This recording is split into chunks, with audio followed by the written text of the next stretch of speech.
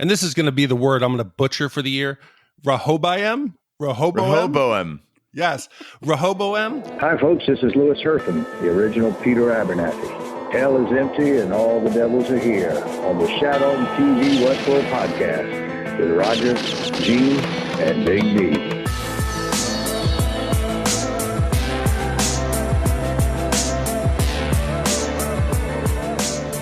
Welcome back to Chat on TV Westworld, the unofficial podcast companion piece to the hit HBO series Westworld.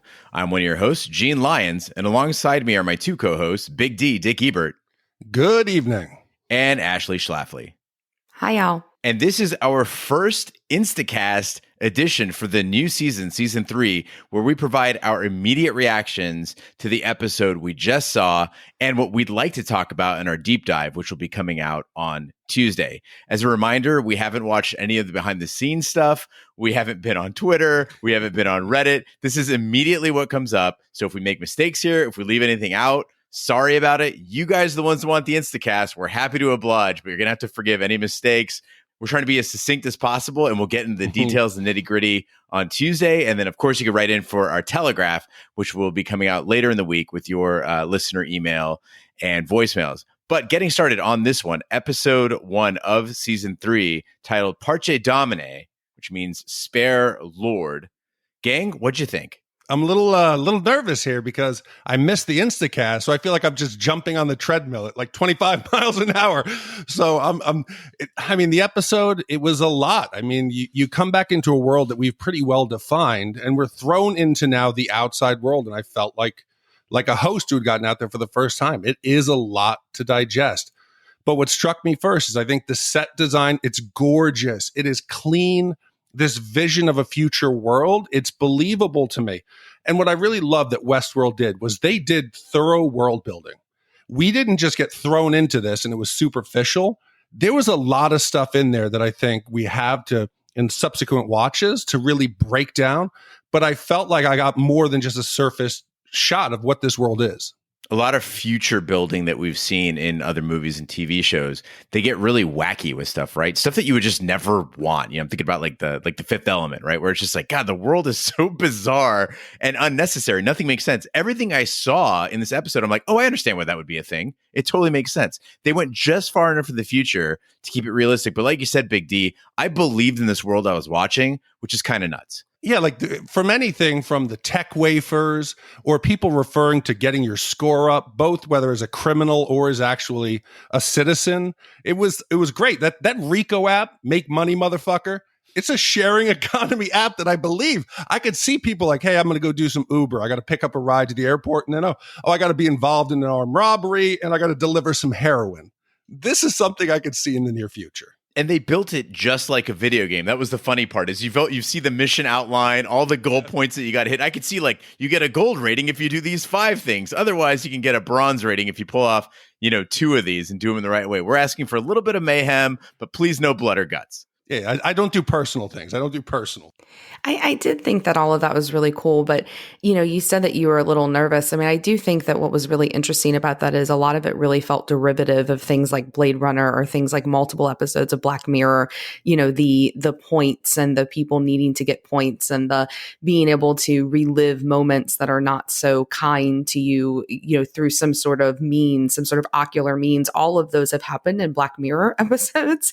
And so for me, I thought it was really interesting to see them kind of take all of these futuristic ideas that have been in the most recent, like really slick, really interesting, techie television shows and movies and try to, apply it to this world. And for me, I thought it was really cool. I also thought it was a little disorienting, I guess, because I had seen it before and I was very surprised to see that repetition. And because I'm so used to these two showrunners creating things that are so new, I was a little kind of taken aback by how derivative a lot of that felt. And I don't mean to get negative from the get-go, but since you guys are talking about it, I did. That was one part that I felt a little let down by. You know, actually, I agree that we saw a lot of elements of dystopian and futuristic fiction that we've seen on TV before. I think this is kind of like the comparison of the iPhone, though, to, say, an Android phone, in the sense that other shows might have pioneered it, but I think Westworld really nailed it. They took an extra year to get it done, but when they did, everything was seamless. I mean, this is the Cadillac version of a future world. To me, it felt like a full system upgrade. And what blew my mind is when they were running these really weird ads on Facebook. I don't know if you guys saw them. It was like Aaron Paul and Evan Rachel Wood, and they look like they're in like a perfume commercial. They're just walking around in this like weird white room, and there's like music playing. You're like, what the fuck is going on here? And people are commenting on these ads like, this is supposed to be a Western, but it went way off the rails after season 1. Or they should rename the show Modern World. I disagree. I am 100% on board for the story's direction. And, you know, guys, I had complaints in the past. You know, Ash, you want to talk about people being negative. People rip me to shreds because when they would play the piano music on Westworld season 1, I'd be like, oh, God, these choices are so obvious. Paint it black on the player piano. Here, the choices were not obvious. The stylistic choices were not obvious. Season 3 is so much smarter than the previous seasons. HBO was very good at bringing the Old West to life. It is phenomenal at showing us the near future. And I think what was important is that they gave us enough answers, right? I pretty much am now engrossed in the new world. I want to find out about what's going on. I now know that it's been roughly 90 days since the park incident. I know how the park is up and running. I know that the outside world realized what happened and the stock crashed. We now know how Dolores has the money to start building her army and start to affect influence. All those things you answer. Oh, we now know that where Bernard is. We now know his role. Why did she bring him back? He's a patsy, but obviously he has something more to do, going back to the park and maybe getting an army. So all those answers allowed us to go, oh, okay, I kind of get this. And you just kind of relax, and we could sit back and just let the episode wash over you. Yeah, I mean, I was thinking about our preview that we did, and we came up with all of these questions, and we were like, oh, well, we hope we find out this stuff by the end of the season. And so many things were answered within the first like 5 minutes. As I was writing my notes, I was like, oh, okay, so 113 people died. Oh, okay, so the whole world knows about it. You know, I mean, it was really nice, and that was really satisfying. And I read something interesting in preparing for the season where a critic had seen the first, I think, like 5 episodes, and they said for people to be prepared for the fact that this was going to move from a mystery to a thriller. And I think that we saw that in this first episode. I mean, I think there's still some kind of mystery undertones, but this very much felt like an action, a very smart cerebral action film or smart cerebral thriller. And I thought that was, I'm excited about that. I'm excited to see where they go with that. I'm glad you brought that up, Ash, because an aspect of the show that I don't think we would have talked about otherwise, we tend to focus in these buckets that are about these cerebral ideas or research that we did. And we tend to not just stop and go, man, there was some cool shootouts. Dolores was popping caps in people's heads. It was fucking intense, like action scenes. It was really, really enjoyable to watch. And Big D, you pointed out that that Rico app, I was clapping with joy because as I'm watching it and that woman with the ski mask, she's like, make money, motherfucker. And I'm like, this looks like it should be a Death Grips music video. And I love Death Grips. And then 2 minutes later in the show, they actually fucking play Death Grips on the soundtrack. And then when Common People came on, which is my favorite song by my favorite band, the anthem for the working class, I'm like, oh, I know exactly where this scene is going. The music makes perfect sense without being obvious. We're going to get a classist uprising. Everything matched perfectly. I don't know. I can't complain about a single thing in this episode. Usually I need that fuck yeah moment, the one where you're like, yes, this is why I watch the show. And when Dolores goes full Terminator, when she wakes herself up in the back of that SUV and they start blaring Pulp's Common People, I'm like, yes. I felt like it was what I wanted. I could see her elevating her game. She's confident. For God's sake, in the beginning, she's taking a swim. She's like, oh, I've never been in a pool before. It's nice and warm. She's that confident in what she's doing now. It is great to see. And when I got that, I doubt anyone's going to miss you line, I was like, oh, okay, I can relax. I don't have to worry. I'm pretty confident we're going to be in good hands for season 3. See, and that moment for me came, that like, fuck yeah moment came as soon as Lena Waithe walked on the screen. Because I can talk all I want about how it seemed derivative and how it seemed kind of slick and matrixy. But like the moment she walked in and she was on screen for what, all of like 2 minutes. And I'm already really interested in her character. I'm really interested in this whole Marshawn Lynch, who's like, really high the whole time with like that futuristic mood ring of a sweatshirt So where it good. said like his emotion at the moment. I mean, there were those moments for me. It wasn't just like the action, but let's talk about the pool. I thought it was really funny that she was naked in the pool because I'm kind of, you have that in the beginning and then you got the full frontal in the club. And so, you feel like, I almost felt like, they were trying to give you that classic Westworld, where they had the nudity and they had the action and they had the violence in previous seasons. And they did it in almost really self-aware and almost kind of really funny ways in this episode. And I was really glad to see that even though we weren't in the parks, we had these little nuggets of what kind of made the show so famous and people remember, and people have complained that maybe season 2 lost. They gave us all of that in this one episode. You mentioned Lena Waithe in this and Marshawn Lynch as well. We'd be remiss if we didn't talk about the big star, I guess, of season 3, which is Aaron Paul, and just what he adds to the show. I really enjoyed him. I mean, he's kind of typecast as the guy that's suffering through life and an unlikely hero of sorts, as we saw in Breaking Bad. Did you guys approve of his performance? Not like it? I mean, I don't think this is going to be a popular take. I loved Breaking Bad. I love Jesse. But for me, Aaron Paul stands out like a sore thumb. He doesn't quite fit in. I'm watching even the cast that's on the periphery that we don't really get to know. It could be that one henchman down by the water who's putting a gun in his face. That guy is believable in world. I felt like Aaron Paul is trying too hard to fit in. He's the kid in the new school and he wants to fit in with the cool kids. It's just not, I know it's the beginning, but I wasn't feeling it. I loved him. I thought he was great.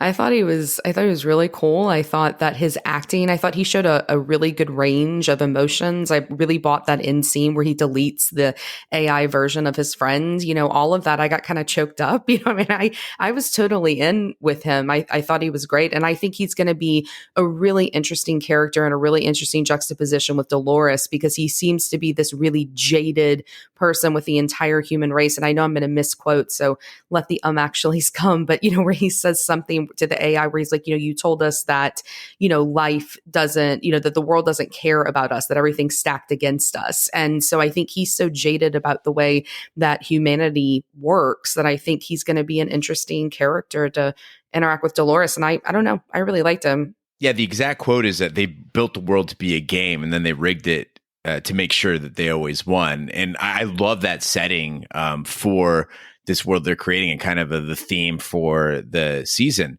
I felt like Aaron Paul did a great job. I agree. I really enjoyed watching him. I felt like he maybe watched Joaquin Phoenix and Her about 1,000 times on repeat and just said, oh yeah, I could do that. But what I appreciated about the way they presented these in-ear AI voices too, is you knew from the beginning that's just a slight delay, just a slightly off inflection in the voice lets you know that what we were seeing in Westworld was technology, as Logan says, way beyond where they thought they were. And this is what the normal people experience as technology of the day. And I think also that's an important fact. We wondered, in this future world, why would you want to go to Westworld? What's the big point? Why you have virtual reality? You have these glasses where you can see the world around you. It is a sterile environment. Everything is predictable. People are living by the rules. There's your score. I can see why somebody would want to go off the grid and go there and just blow off some steam. So it made a lot of sense to me on why people would be spending this money when it seemed like you might have that access at home with some of that tech. And that brings me to my killer topic for the deep dive. The thing that I most want to talk about, Big D, is that vision of a benevolent dystopia. So we've seen movies like Terminator 2, where we had these apocalyptic nightmares. And we've also seen dystopian worlds that are bleak, like, V for Vendetta, A Brave New World, Blade Runner, 1984. I feel like Westworld season 3 is trying to present to us a vision for our generation. And it's an updated vision, and it reflects that people will be cared for, things will be clean, life will look beautiful and elegant and stylish, but beyond all that, deep down, the game still exists and it's still rigged and the human soul still feels caged. And if they can execute on this idea for a season, this will be one of the best TV shows we've ever watched. Yeah, and I think what I want to delve into and what I found interesting was, and this is going to be the word I'm going to butcher for the year, Rehoboam. Yes, Rehoboam. So that's the large AI that we see. And I want to research how actual AI works, because a lot of people don't understand that even when it is working and it is actively predicting things or designing improvements, we as humans don't understand how it works. There is a component of it that is a mystery. So in this world, it makes sense that the people who even developed it don't know what it's doing. So there's some questions that it raised for me is when we see even the beginning, when it is identifying anomalies or disturbances, that's what we're seeing is the AI is identifying these anomalies around the world. It is seeing Dolores. It is seeing Dolores's impact. It's identifying her as a threat. So why isn't it interfering? Why isn't it coming out and stopping her? I have one idea on that. We can get more into it in the deep dive, obviously, Big D. I work with a system called a DMP. It's in digital marketing. It's a data management platform. And what it does, in essence, is I can plug data that I have into it, first-party data that I have on my customers, my contacts. I can match that with second-party data, and then I can also purchase third-party data. It's intelligent enough to notice trends, what they would call a customer journey, and index the likelihood of somebody taking an action or even an audience taking an action. So it can, in a way, predict behavior. But the thing is, I have to give it a hypothesis. It cannot generate a hypothesis on its own. It's there to answer a question that I might have, but it doesn't think on its own as far as having its own wants. And what's interesting is in this episode, they say Liam says it doesn't quite think. It gives strategies, right? So it might be that there still has to be ultimately a requester to set it on a task. But we're seeing visually the disruptions. We're seeing that the system is identifying these points, but we don't see any police interaction or interventions. The police just seem to be, doo-doo-doo. So I'm getting a vibe that maybe the system is allowing these pieces and these gears to start turning. And that brought me to the thought that we always assume this is going to be human versus machine in the real world. I don't think we ever thought it could be human versus machine versus machine. There's two different machine learnings at play here. Dolores and Rehoboam aren't going to necessarily be on the same page. So that's what I'm going to delve into for tomorrow. And I think it's, we have so much to chew on. My only concern is in the past, we said, how is season 2 going to stretch out to 10 episodes? Here, how the fuck are you going to answer all these questions in 8? Looking at the episode links, we had talked on the preview about whether or not this was going to be like a Game of Thrones situation where they were going to have like hour and a half feature length, episodes. And it doesn't look like that's going to be the case this season. I mean, tonight's episode was only 68 minutes. And so I think we're going to have your traditional television length episodes for, a drama series on HBO. And I agree with you. I think that that's going to be a very complicated piece in terms of the narrative structure and in terms of, what we're going to be able to get out of the season. Because if you look at episode 1, while a lot of really cool stuff existed and we got some answers, it set up not multiple timelines, but all these different stories and all these different narrative places. And I think that that can be just as complicated as having multiple timelines. And so you've got Bernard out on some futuristic, dairy farm, and you've got, Dolores and Neo Los Angeles with Caleb, and you've got Charlotte Hale trying to, manage the board. And it's all these different pieces. And just looking at the preview for next week, I mean, William's coming back in and Maeve's coming back in. And I think it's going to be just as complex this season without them having multiple timelines. And I'm also really concerned about, how they're going to wrap things up in a satisfying way, especially if there's another 2 years before, a season 4 comes around. One thing I want to dovetail on that, and I forgot to talk about that I love the reverse valet mode that Bernard has. Where normally there's a valet mode for your car where you can't go a certain speed. It saves your nice car from getting beat to shit. When Bernard has to, he's like, beep, beep, okay, anti-valet, and beats the shit out of those guys. I like to see Bernard off the leash. That was great. Ash, you mentioned that futuristic dairy farm thing, one thing I forgot to mention is how much I appreciated this world straddling what we have today and the future. So like, for instance, when they're producing meat, they had lab meat that they were making, but they still had cows too, because somebody out there is going to be like, yeah, I'll pay a little bit more for a real cow. You saw the self-driving cars, but there's still cars out there. It's not like a black and white binary situation. It's the flow from one world into another. I think that was really, really smart. Well, and Gene, you talked about, A Brave New World and about 1984 and about V for Vendetta. And what I think is so interesting is, I think that Westworld is showing us the way that the world has changed in terms of what they look at as the threat from the outside. And whether it is the type of AI that is Dolores or it's the type of AI that we're seeing with Incite, I think this is going to be a really smart new discussion about what that big brother figure looks like. And no longer is it Orwell's version of a group of people who are elitists and kind of look over, all of mankind. It's tech that is far smarter than we are. There's that great scene where John Gallagher Jr.'s character, Liam, where he's talking about how they don't even know how many thoughts he has, per second now. It's just absolutely exponential, where it is a potential enemy that is greater than Dolores herself. And that kind of leads into what I want to talk about on the deep dive, which is this idea of deities and the way that deities control man. And while I think that Incite's interesting, there was that little nugget in there where Dolores, when she is at the dinner party, and she's talking about the nucleus accumbens in the brain and about how that's the part of the brain that's developed to believe in God. And that's the part of the brain that's developed in order to be subjected to the idea of a deity. And I think that's going to be interesting because she calls herself a god at the end, and she calls herself an angry god. And so I think it's going to be these old gods and these new gods of technology, and the juxtaposition of that with humanity being evolved to be subject to them, and the idea of free will and all of the, the promotional materials. I think that's going to be a really fascinating idea. And the cerebral piece, I think, is going to be pretty cool to explore this season.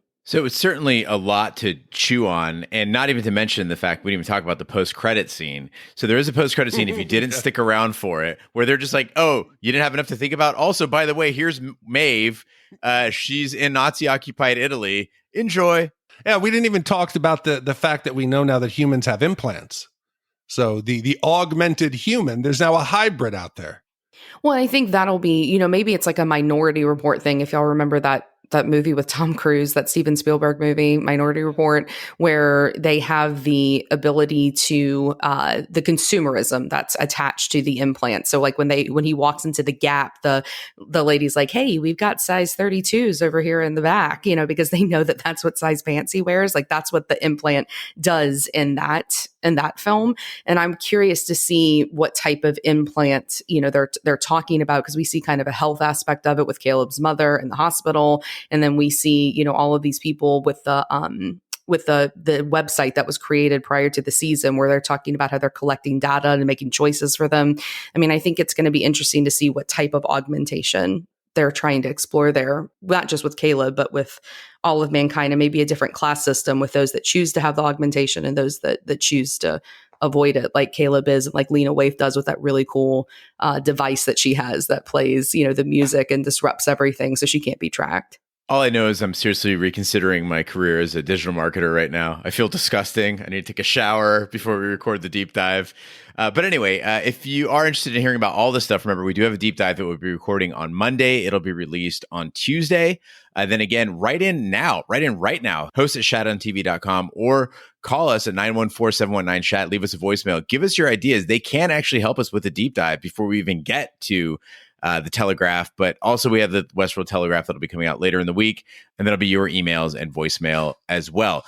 Movies are still going. People have asked about Shat the Movies. We're going to put them on pause. We've recorded a ton ahead of time so that we don't have to kill Big D on the editing schedule, but also we'll continue to record those. So you'll still get those every week as usual. If you haven't subscribed already, go to shatthemovies.com and subscribe to Shat the Movies. It's our 80s and 90s movies podcast. Also, if you're wondering where Roger is and where the King Bee are, they will be on throughout the season. All hands on deck for this one. So we're going to be sharing duties and trying to get out these 3 episodes a week plus the movies. So keep listening. If you haven't subscribed, do that. And that concludes this week's episode of Shat on TV Westworld. Be sure to follow us on social media and share with a friend. We're on Twitter, Snapchat, and Instagram at Shat on TV. On Facebook, just search for Shat on TV Podcast. The website is shatontv.com. Again, you can email us at hosts@shatontv.com or call us at 914-719-SHAT. We're everywhere fine podcasts can be found, including iTunes, Google Play, Stitcher, Pandora, Spotify, and YouTube. Be sure to subscribe. And if you stop by iTunes, please leave a review. That helps the podcast grow. As people are searching right now for Westworld podcast, you can help us show up in their search. And that's huge in adding to this community, making it more fun for everybody else. On behalf of my co-hosts, Big D, Dick Ebert, Ashley Schlafly, Roger Roper, and the King Bee, I'm Gene Lyons. Be sure to join us on Tuesday for our Westworld deep dive covering episode 1, Parce Domine.